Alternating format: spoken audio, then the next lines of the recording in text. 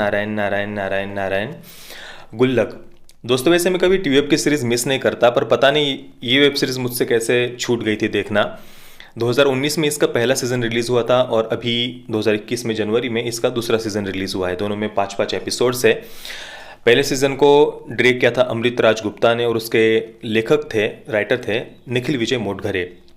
और जो second season है उसको डायरेक्ट किया है पलाश वासवानी जी ने और उसके राइटर है दुर्गेश सिंह। और पहला जो सीज़न था उसके जो 5 एपिसोड्स थे वे करीब 20 से 25 मिनट के थे सभी के सभी एपिसोड्स। और सेकंड सीज़न की लेंथ थोड़ी बड़ी है, 30 से 35 मिनट के ये सारे एपिसोड से। एक एपिसोड थोड़ा सा और भी बड़ा है, 40 मिनट से ज़्यादा का है। इसमें मुख्य भूमिका में है जमील खान, गीतांजलि कुलकर्णी, वैभव राजगुप्ता, हर्ष मायर और शिवांकित सिंह परिहार उन्होंने इस सीरीज़ को अपनी आवाज़ दी है, वॉइस ओवर उनका है। वैसे पूरी सीरीज़ देखते समय मुझे ऐसा लग रहा था जैसे मैं मोहम्मद जीशान अय्यूब की आवाज़ सुन रहा हूँ पता नहीं किस कारण से। बाद में मैंने पढ़ा तब पता चला ये शिवांकित सिंह परिहार उनकी आवाज़ है।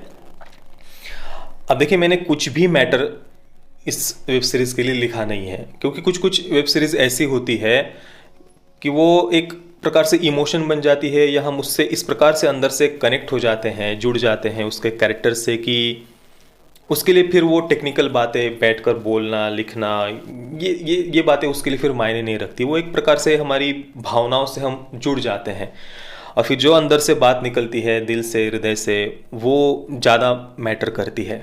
बाकी टेक्निकल बातें वो तो ठीक है, वो तो बढ़िया थी ही, उसमें कोई संशय नहीं। इसके पहले सीज़न के बारे में अगर मैं बात करूँ तो मैं उसे बस परफेक्ट कहूँगा। एक पॉइंट भी हम कहीं पर उसका कम नहीं कर सकते, एक गलती भी उसमें निकालने जैसी नहीं थी। मतलब 100 आउट ऑफ 100 में उसको कहूँगा। हालांकि दूसरे सीज़न की अगर हम बात करें तो ऑब्वियसली दूसरे सीज़न के एंडिंग में मेरे दोनों आंखों से बस आंसू बह रहे थे काफ़ी लंबे समय तक। और मैं अपनी आवाज़ को भी, रोते समय जो आवाज़ आती है ना, उसको तक मैं कंट्रोल नहीं कर पा रहा था। इतना मैं ज़्यादा इमोशनल हो गया था सेकंड सीज़न के एंडिंग में। पर फिर भी सेकंड सीज़न को मैं पूरी तरीके से परफेक्ट तो नहीं कहूँगा, कुछ बातें हैं जो मुझे उसकी थोड़ी सी ठीक नहीं लगी। पर एंडिंग में जाकर वो इतना ज़्यादा कुछ हम इमोशनल हो जाते हैं, इतना इमोशनली सीरीज़ सेकंड सीज़न हमें कर देता है कि वो सारी कमियां फिर हम भूल जाते हैं। उन्हें याद करने का तक मन नहीं करता कि भाई ये कुछ मैंने कमियां सोची थी, बस वो हम भूल जाते हैं। कुछ ऐसा सेकंड सीज़न का आखिरी एपिसोड है। अब सेकंड सीज़न की जो थोड़ी बहुत कमियां हैं उनके बारे में हम थोड़ा सा बाद में चर्चा करते हैं। पहले इस सीरीज़ की कहानी और कैरेक्टर्स के बारे में हम बात करते हैं। वैसे जैसा कि इस सीरीज़ में कहा गया है, कई बार एक बात को रिपीट किया गया है कि इसमें कोई कहानी नहीं है, ये किस्से हैं जो हम हर रोज़ हर एक परिवार में जो किस्से हमें देखने को मिलते हैं, चाहे वो कोई गांव से आने वाला परिवार हो या कोई शहर में रहने वाली मिडिल क्लास फैमिली हो या कोई बड़ा अमीर परिवार ही क्यों ना हो, इस प्रकार की फैमिली हम हर जगह पर लगभग देखते हैं। हाँ, कुछ बहुत ही हाई सोसाइटी कल्चर है जहाँ पर वेस्टर्न लाइफस्टाइल को जिया जाता है, उनको अगर हम छोड़ दें तो लगभग गांव से लेकर के शहर तक इसी प्रकार का परिवार हमें हर जगह पर देखने को मिलता है। इसलिए इसकी कहानी के बारे में अलग से कुछ बताएं ये मुझे कम से कम सही नहीं लगता। और सेकंड जो फर्स्ट सीजन है वहां पर तो पर्टिकुलर ऐसी कोई कहानी नहीं है, सीरियसली किस्से ही थे वो पांचों के पांचों एपिसोड। मतलब शुरुआत से एंडिंग तक ऐसी कोई बात हमें जोड़ कर रखे कि भाई शुरुआत में कोई ऐसे सस्पेंस क्रिएट कर दिया और फिर उससे रिलेटेड हम एंडिंग तक राह देते रहे कि भाई वो क्या था, ऐसा कुछ भी उसमें नहीं था। पर फिर भी हर एक एपिसोड अपने आप में परफेक्ट था और कहीं पर भी हमारा इंटरेस्ट 1% भी कम नहीं होता। उल्टा इस परिवार में अब आगे क्या होगा ये जानने की उत्सुकता हमारी और ज़्यादा बढ़ती जाती है। हालांकि ये जो भी बातें हम इसमें देखते जाते हैं वो सब कुछ हम अपने जीवन में, अपने इर्द गिर्द, अपने मोहल्ले में, अपने गली में, ये सब कुछ हम रोज़ देखते हैं। पर फिर भी इस सीरीज़ में सारी बातें, मतलब एक इतना अपनापन इस परिवार के साथ में हो जाता है ना हमारा, कि हमें और ज़्यादा वो देखने की इच्छा होती है कि भाई अब इस परिवार में आगे और क्या होने वाला है। पर देखिए, भारत के लगभग 90 से 95% घरों में इसी प्रकार के परिवार, यही किस्से कहानियां हम हर रोज देखते हैं। पर फिर भी हमारी ये जो फिल्म इंडस्ट्री है, मैं केवल बॉलीवुड की बात नहीं कर रहा हूं, एक तेलुगु फिल्म इंडस्ट्री को अगर हम छोड़ दें तो बाकी जितनी भी फिल्म इंडस्ट्रीज है उनमें ऐसे परिवार, ऐसी कहानियां हमें बहुत कम देखने को मिलती है। और उसमें भी बॉलीवुड की अगर हम बात करें तो भाई वहां पर तो इस प्रकार के परिवार और ऐसी कहानियां तो बिल्कुल नगण्य हैं। बड़ी मुश्किल से साल में इक्का दुक्का कोई ऐसी फिल्म आ जाती है जहां पर ऐसे परिवार जिनसे हम अपने आप को जोड़कर देख पाते हैं, ऐसी कोई इक्का दुक्का ही कहानियां आती है। मतलब जैसी लाइफस्टाइल इस देश के 90 से 95% लोग जी रहे हैं, उस पर आधारित फिल्में बॉलीवुड में ज्यादा से ज्यादा 1% बनती होंगी। बाकी 99% फिल्में इस बॉलीवुड में ऐसी बनती है, उनमें ऐसी एक लाइफस्टाइल दिखाई जाती है जिनके साथ में इस देश के 90 से 95% लोग कनेक्ट ही नहीं कर पाते। और यही बॉलीवुड अपने आप को समाज का आईना कहता है कि भाई हम समाज का आईना है, ये समाज की जो सच्चाई है वो हम दिखाते हैं। कौन सी सच्चाई भाई? बॉलीवुड का एक अपना अलग से पैरेलल यूनिवर्स है जहां पर उनकी एक अपनी ही दुनिया है।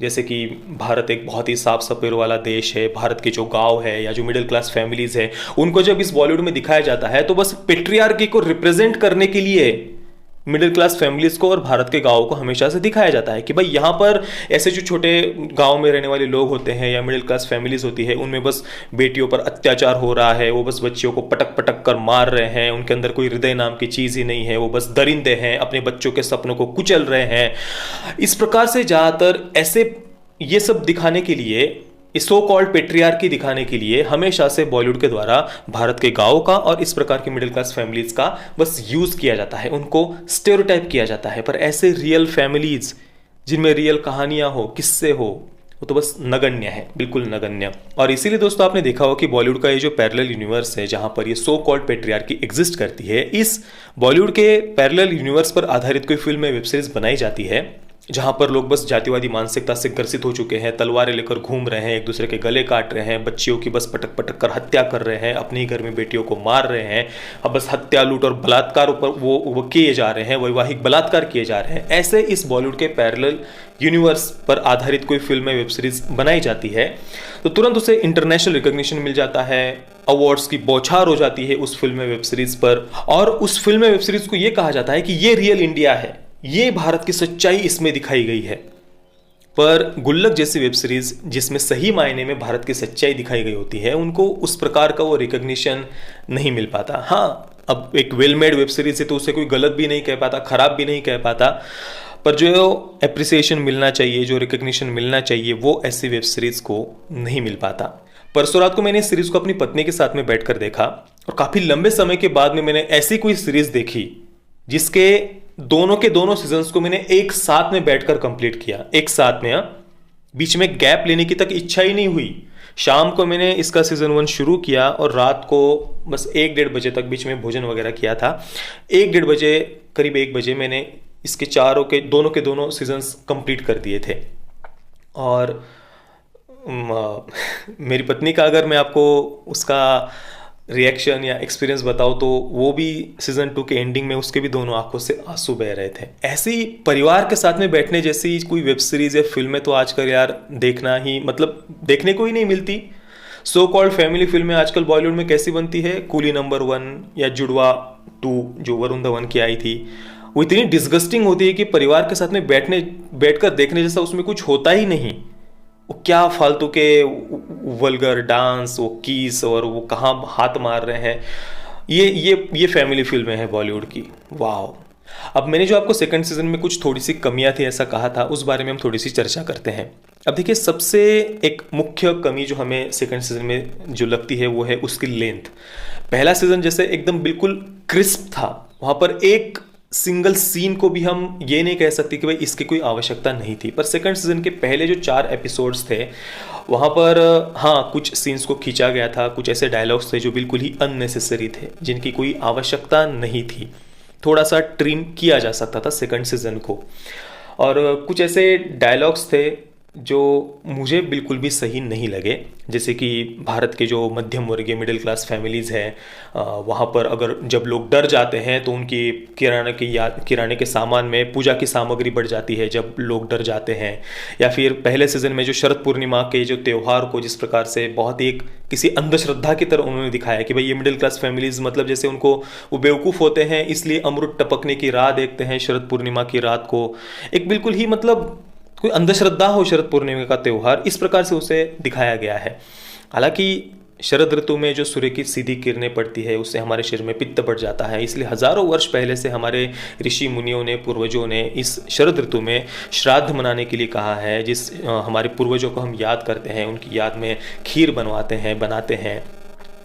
तो उस ऋतु में ये खीर खाने से हमारा पित्त शमन होता है।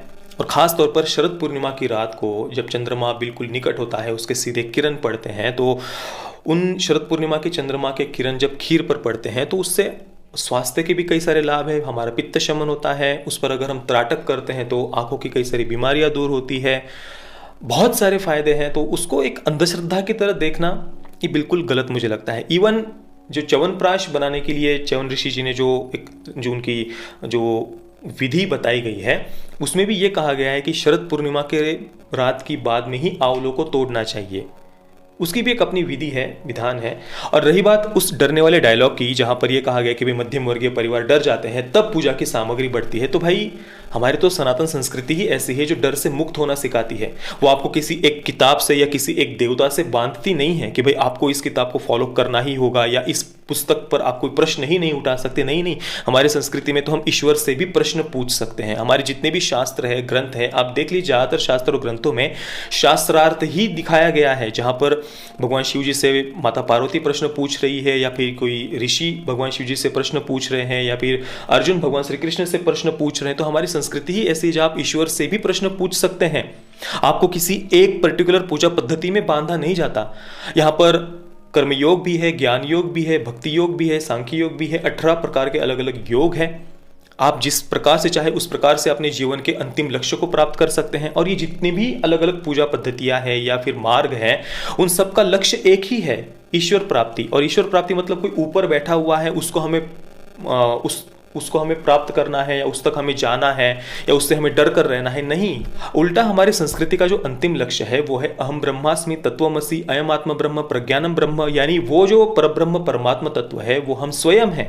यानी जीव को शिव बनने की कला, या सही मायने में अगर कहे तो जीव ही शिव है, इसकी याद हमारी संस्कृति हमें दिलाती है। और हमारी संस्कृति में तो आप ईश्वर को सखा के रूप में भी पूज सकते हैं, अपने मित्र के रूप में उसकी पूजा कर सकते हैं, अपने बेटे के रूप में उसकी पूजा कर सकते हैं, या आप ईश्वर को अपना शिष्य तक बना सकते हैं। हमारे संस्कृति में संतों का स्थान ईश्वर से भी ऊंचा है। ईश्वर भी जब अवतार लेकर आते हैं तो उन्हीं संतों की शरण में जाते हैं, उन्हीं संतों को वे अपना गुरु बनाते हैं। इतनी महान हमारी संस्कृति है। तो भाई डर किस बात का? अगर कोई भक्त अपनी भावना से, श्रद्धा से अगर ईश्वर को कोई फूल या कोई पुष्प अगर चढ़ाता है तो ये उसकी भावना है, श्रद्धा है। वो डर के कारण वो ऐसा नहीं करता।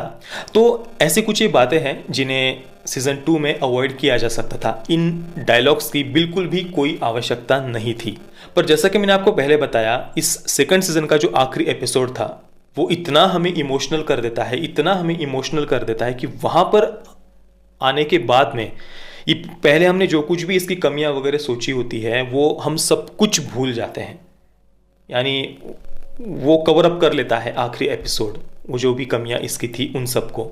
बाकी परफॉर्मेंसेस के बारे में अलग से कुछ बताने की आवश्यकता नहीं है। जमील खान, गीतांजलि कुलकर्णी, वैभव राजगुप्ता, हर्ष मायर, ये चारों ही मतलब जस्ट परफेक्ट थे उनके उन कैरेक्टर्स के लिए। इससे बढ़िया कास्टिंग शायद ही हो सकती थी। तो आखिर में मैं यही कहूँगा कि अगर आपने अभी तक गुल्लक को नहीं देखा है, वैसे आप में से बहुत सारे मित्रों ने इसे देख ही लिया होगा, पर फिर भी अगर किसी से ये वेब सीरीज़ देखना रह गई है तो प्लीज़ आप इसे ज़रूर देखिए। इसे आप बिल्कुल भी किसी भी कीमत पर मिस नहीं कर सकते। मैं गुल्लक के सीजन 1 को दूंगा 10 आउट ऑफ 10 स्टार्स और सीजन 2 को मैं दूंगा 9 आउट ऑफ 10 स्टार्स।